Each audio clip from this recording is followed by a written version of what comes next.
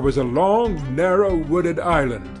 It was not inhabited, and this offered well as a rendezvous.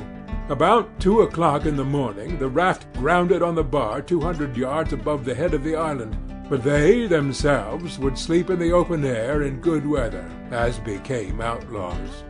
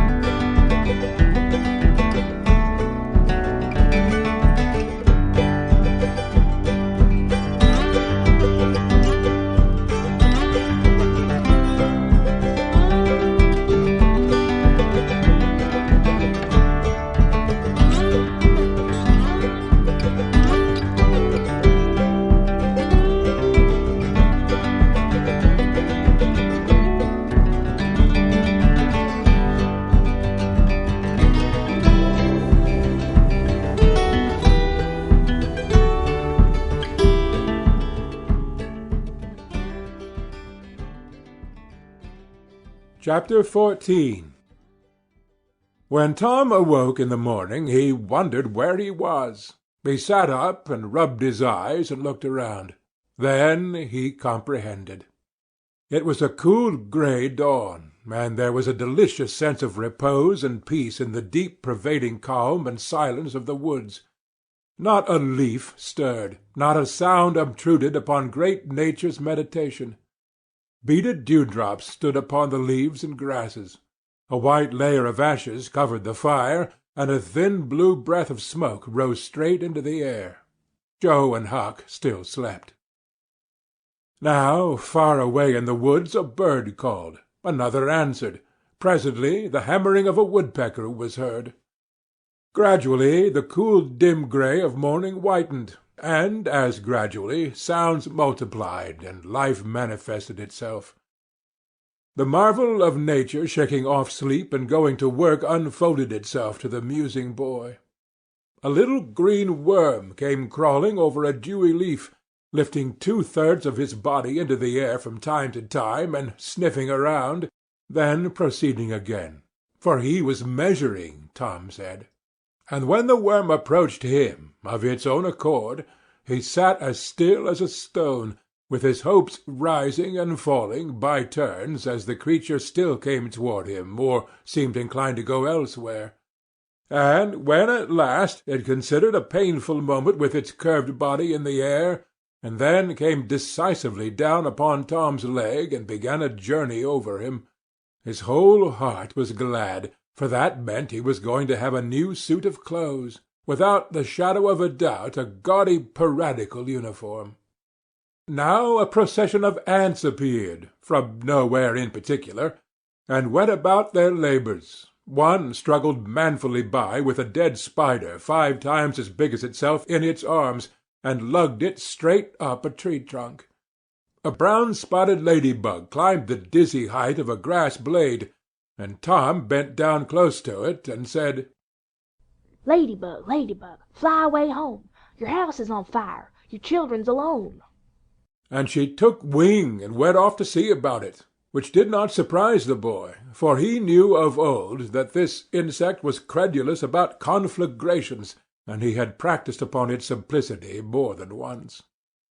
A tumble-bug came next, heaving sturdily at its ball, and Tom touched the creature to see it shut its legs against its body and pretend to be dead.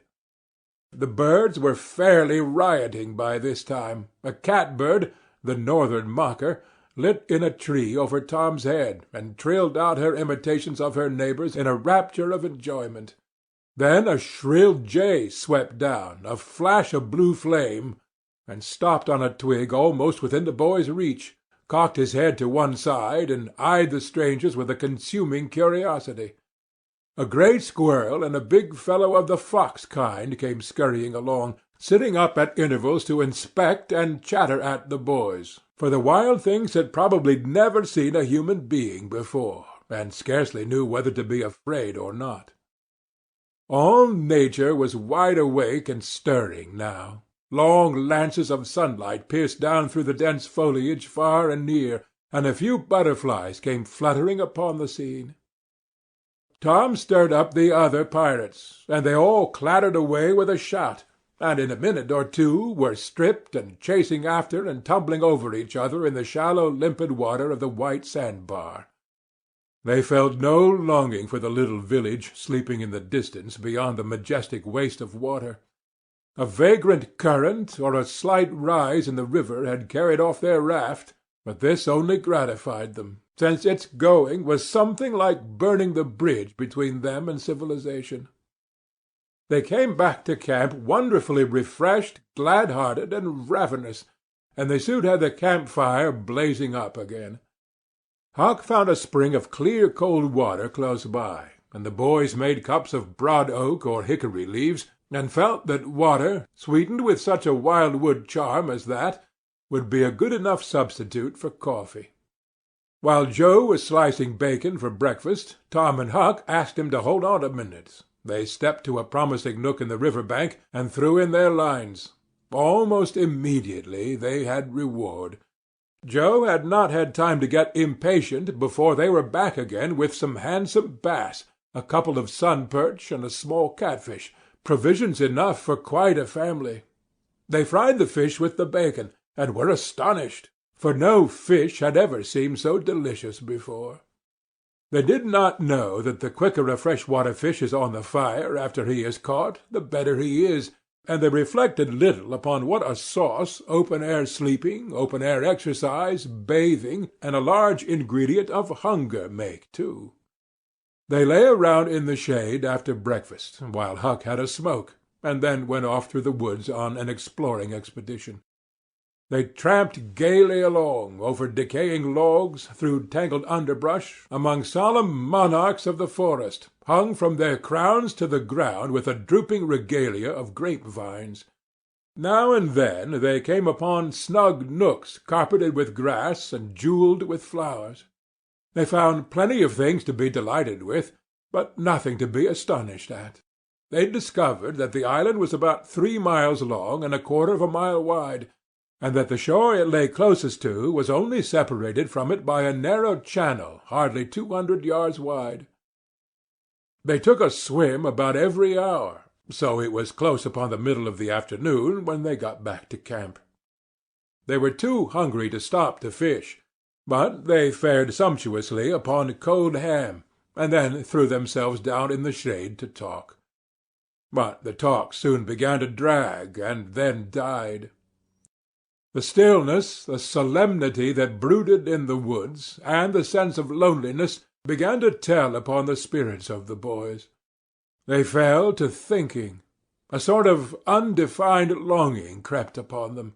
This took dim shape presently. It was budding homesickness.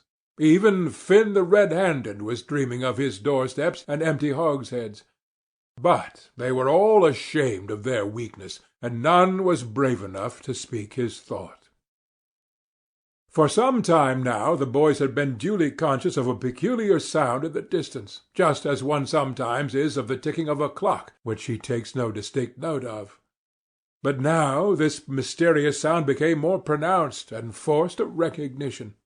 The boys started, glanced at each other, and then each assumed a listening attitude. There was a long silence, profound and unbroken. Then a deep, sullen boom came floating down out of the distance. "What is it?" exclaimed Joe under his breath. "I wonder," said Tom in a whisper. "'Tain't thunder," said Huckleberry in an awed tone.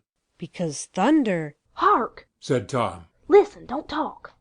They waited a time that seemed an age, and then the same muffled boom troubled the solemn hush. "Let's go and see." They sprang to their feet and hurried to the shore toward the town. They parted the bushes on the bank and peered out over the water. The little steam ferry-boat was about a mile below the village, drifting with the current. Her broad deck seemed crowded with people. There were a great many skiffs rowing about or floating with the stream in the neighborhood of the ferry-boat, but the boys could not determine what the men in them were doing. Presently a great jet of white smoke burst from the ferry-boat's side, and as it expanded and rose in a lazy cloud, that same dull throb of sound was borne to the listeners again. "I know now," exclaimed Tom. "somebody's drownded." That's it, said Huck. they done that last summer, when Bill Turner got drownded. They shoot a cannon over the water, and that makes him come up to the top. Yes, and they take loaves of bread and put quicksilver in 'em, and set 'em afloat, and wherever there's anybody that's drownded, they'll float right there and stop." "Yes, I've heard about it," said Joe. "I wonder what makes that bread do that." "Oh, it ain't the bread so much. said Tom. I reckon it's mostly what they say over it 'fore they started out." "But they don't say anything over it," said Huck. "I've seen 'em, and they don't." "Well, that's funny. said Tom. But maybe they say it to 'emselves. Course they do. Anybody might know that." The other boys agreed that there was reason in what Tom said, because an ignorant lump of bread, uninstructed by an incantation, could not be expected to act very intelligently when set upon an errand of such gravity. "By jinks, I wish I was over there now," said Joe. "I do too," said Huck. "I'd give heaps to know who it is." The boys still listened and watched.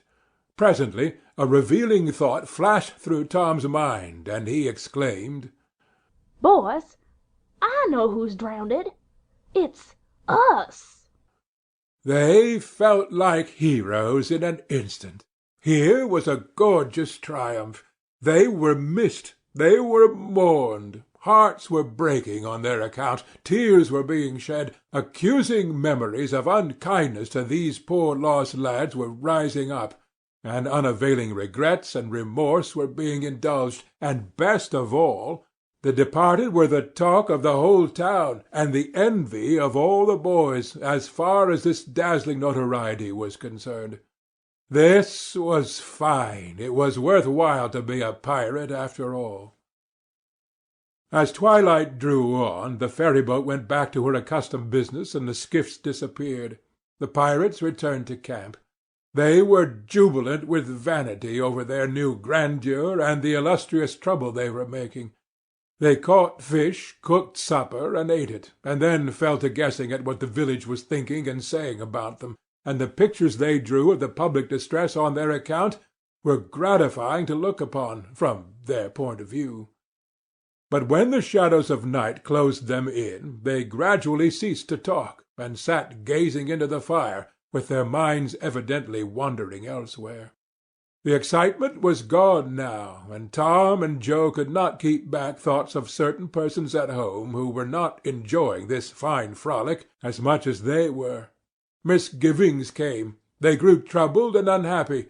A sigh or two escaped unawares. By and by Joe timidly ventured upon a roundabout feeler as to how the others might look upon a return to civilization. Not right now, but— Tom withered him with derision. Huck, being uncommitted as yet, joined in with Tom, and the waverer quickly explained, and was glad to get out of the scrape with as little taint of chicken-hearted homesickness clinging to his garments as he could. Mutiny was effectually laid to rest for the moment. As the night deepened, Huck began to nod, and presently to snore. Joe followed next. Tom lay upon his elbow motionless for some time, watching the two intently. At last he got up cautiously on his knees, and went searching among the grass and the flickering reflections flung by the camp-fire. He picked up and inspected several large semi-cylinders of the thin white bark of a sycamore, and finally chose two which seemed to suit him. Then he knelt by the fire and painfully wrote something upon each of these with his red keel. One he rolled up and put in his jacket pocket, and the other he put in Joe's hat and removed it to a little distance from the owner. And he also put into that hat certain schoolboy treasures of almost inestimable value, among them a lump of chalk, an india-rubber ball, 3 fish-hooks, and one of that kind of marbles known as the sure-'nuff crystal. Then he tiptoed his way cautiously among the trees till he felt that he was out of hearing, and straightway broke into a keen run in the direction of the sandbar.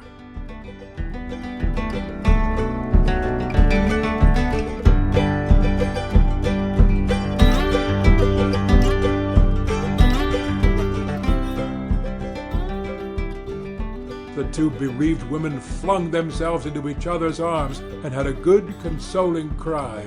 To think I went and whipped him for taking that cream, never once recollecting that I throwed it out myself because it was sour. I know just exactly how you feel. No longer ago than yesterday noon, my Tom took and filled the cat full of painkiller, and I did think the critter would tear the house down. And God forgive me, I cracked Tom's head with my thimble, poor boy. Poor dead boy.